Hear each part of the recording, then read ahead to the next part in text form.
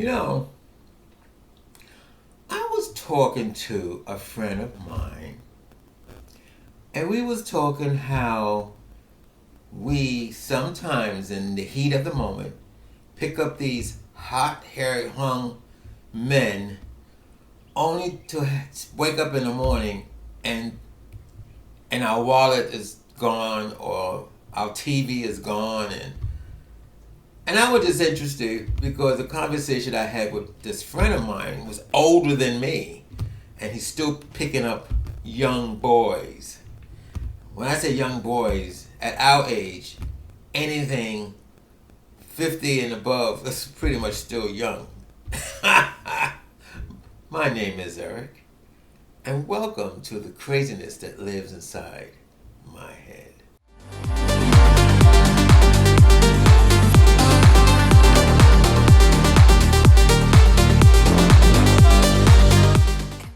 I titled this podcast Gay Gangsters of the 60s and 70s. And the reason why I did that, because I don't think anyone would think about gay men being in gangs and they're gangsters, but they are. Well, I should say they were. Now I don't know. I don't have a faintest idea. But I'll give you an example, and I started off the program with my friend. I mean, he's old. He's never had a bad experience picking up men in his days. You know, he's from the 50s, 60s. No, so, I mean, he is 75, and he's decided to pick up a young boy. We all know why. I mean, let's be honest. The boy was hung. He had to have it. And I've been there. I haven't been there in decades, but I remember doing stuff like that when I was drinking and drugging back in the 70s and 60s and 80s. I remember doing that. I haven't done it since. I mean, I've learned my lesson. So anyway, this happened a year ago, because when it happened, he called me up. He had to call the police. The police came. The boy didn't want to leave. And it was a big mess. He had to go to court because they changed the rules when the last time I did it. And I told him I had boyfriends. I'll kick them out in a minute. I just changed the locks and they try to kick my door in. I mean, we could go into stories about men who try to kick my door in after I kicked them out. But I told him, yes, they changed the rules because of AIDS. When AIDS came out in 80s, and a lot of guys who was HIV or who had AIDS was being evicted for that, they changed the rules. So he had this boy, not technically living with him. The boy, I shouldn't say this, it's kind of embarrassing for him. He picked the boy from one of the dating lines, but the boy was living in a shelter. And he was trying to help the boy. And he allowed the boy to use his address to get an ID. He didn't have an ID. He allowed the boy to use his address because the boy needed an ID in order to get a job. When he was going through this and telling me that, and I said, that's on you. And I kept saying, that's on you. That's on you. So now, it was on him. The guy turned out to be an alcoholic and drug addict. And things got worse. Wouldn't go to work, of course. He got the boy a job. And when he got the boy a job, I said, did he find a job? He goes, no. Okay, you got the boy a job. You the one that took the boy down there to get the boy's ID. You did this. Or what did he do besides stick his dick in your ass? That's what that was my question. Couldn't answer.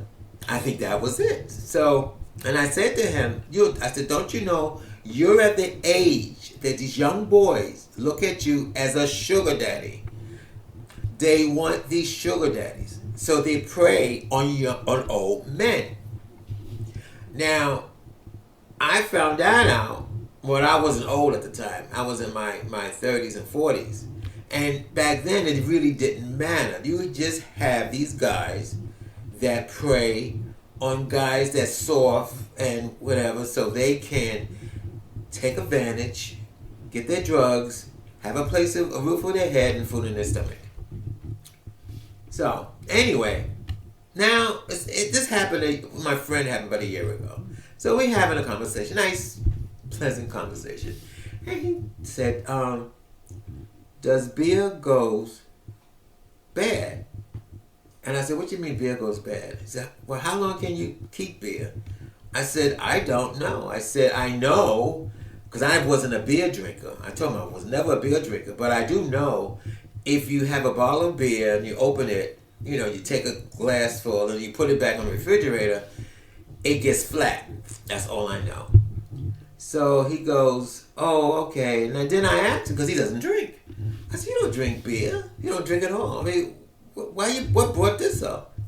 So he says to me, the guy that I told you about, he had to kick out, had to go to court, get the guy evicted, because the guy had his address on his ID, so he couldn't just kick him out. See, in the 80s, before they changed the rules, I told him before they changed the rules, you just kick him, I just kick him out.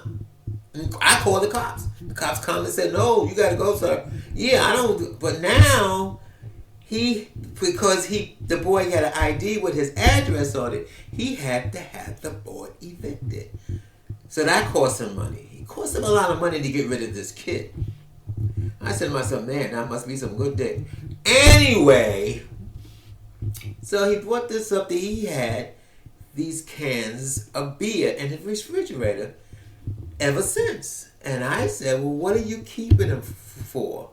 And he said, well, he has a nephew that loves to drink. He has a cousin that loves to drink. And sometimes they come over. He was going to give them a beer, And then I was nice and I didn't bring this up. But I was going to say, well, far as I know, his cousin and his nephew been up there at least 3 times since in that 1 year. And he's still haven't offered him a drink. And I'm saying to myself, what are you holding on to in my head?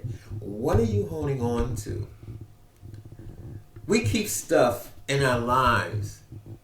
And for me, sometimes I keep stuff in my life as a momentum or whatever. But if it's a bad experience, what momentum would I have? And it's funny because when me and my friend have these conversations about the 70s and 80s, he goes, well, I mean, do you have a picture? Do you have a picture? I said, no. First of all, we never took pictures. They very rarely back then want to take pictures. Because you see, they were undercover. They were, in the closet, undercover homosexuals. So they didn't want to be associated. They want to have sex with you, but they don't want to be associated with that type of, But now, getting to what happened in my head, I started having these flashbacks of these guys that I had to have kicked out of my house. And that's when it brought back to me about gay gangsters. Because I do know, or did know, whatever, some gay guys who were in a so-called gang, or who did gangster stuff, or who was, I don't know. The one that comes to mind was back in the 60s when I was in high school, and his name was Eric. He had a girlfriend, Linda. Linda hated me. I don't know why she hated me. She pushed me down the stairs. Yes, she did. She pushed me down the stairs. She used to call me fat names, you fat this, you fat that, and she pushed me down the stairs. And when I fell down the stairs and I got up, I slapped the shit out of her. And we were fighting. And she said, I'm going to get my boyfriend. He going to kick your ass. I'm going to get my boyfriend because he's in the gang. That Eric was in a gang, neighborhood gang. So I got scared. I said, oh my God. I didn't tell my mom this, I didn't about my family, because I was playing hooky from school at that point because I didn't want to meet up with Eric. This is junior high school, by the way. And so we had 2 or 3 classes together, and I'm like, oh my God. So to make a long story short, Eric didn't kick my ass. She was upset about it. She was really upset about it because her boyfriend and his gang didn't kick my ass. And I saw him, because I kept my distance. And finally I saw him in that cafeteria. He just was smiling. I said, how you doing? I said, well, he looked at me. He said, don't worry about it. And kept on going. This is Eric, who was in a gang. And he was beating up. Well, he was beating up, he was beating up guys for money, You know that old story from those old days? The guy, I was a fat kid. How the fat kid get beat up for his lunch money. So, here we go. Fast forward. That was in the 60s, maybe 2 years after I graduated. I think after I graduated high school, actually it's longer because that happened in junior high school. When I graduated high school and I started working on 42nd Street as a messenger, I ran into Eric. And I'm going to tell you something. This butch gangster man from the 60s, when I saw him on 42nd Street, he was a flaming queen. I'm like, holy shit. This guy who was beating up other guys and kicking ass and screwing females was a flaming queen. So, I mean, he looked like he acted like a flame. He didn't act butch like he did in junior high school. He acted like a flaming queen. So anyway, we met on the street. I saw him on the street. We was talking. I don't know if you know the group. I forgot the name of the group. They made a record called Do It Till You're Satisfied.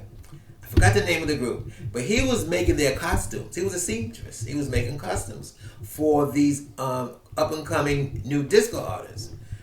I was like, wow. Could you imagine that? The gay guy who had a gang, he was a gay gangster, turned out to be a flaming queen.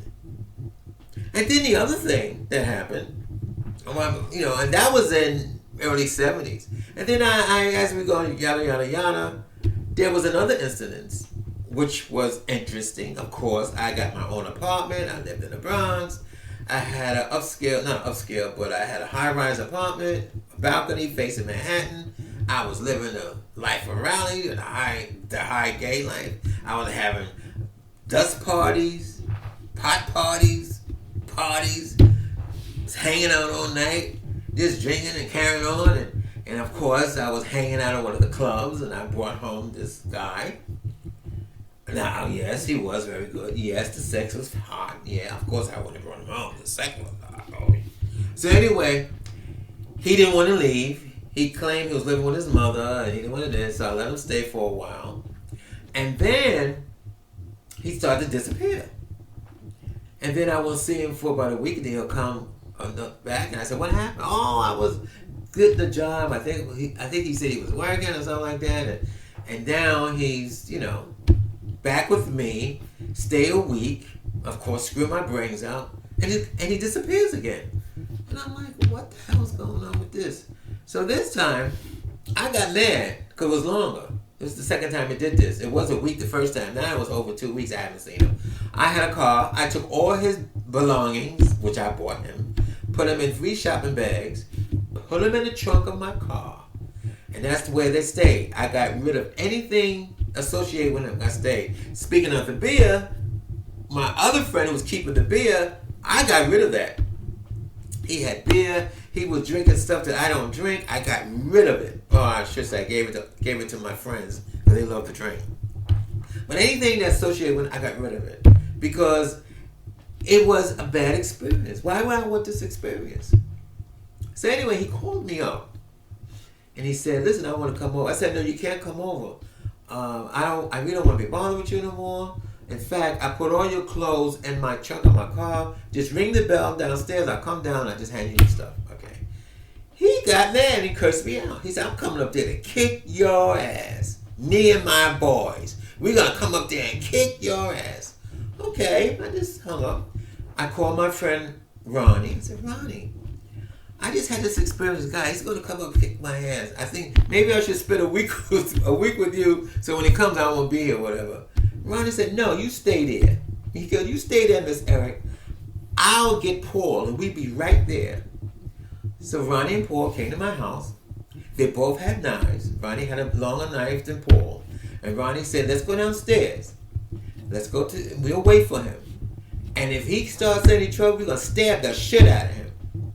In fact, Miss Erica, maybe you should bring a knife too," which I did.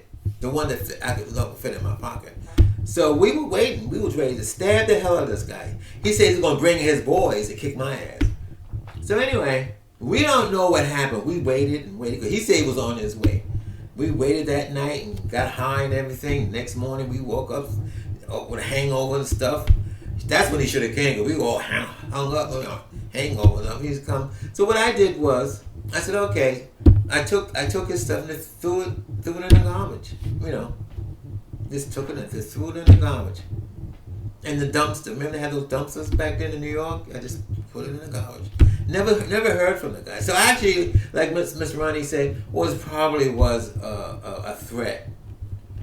But you know, getting back to gay, gangster, Miss Ronnie and Miss Paul, they did stuff like that.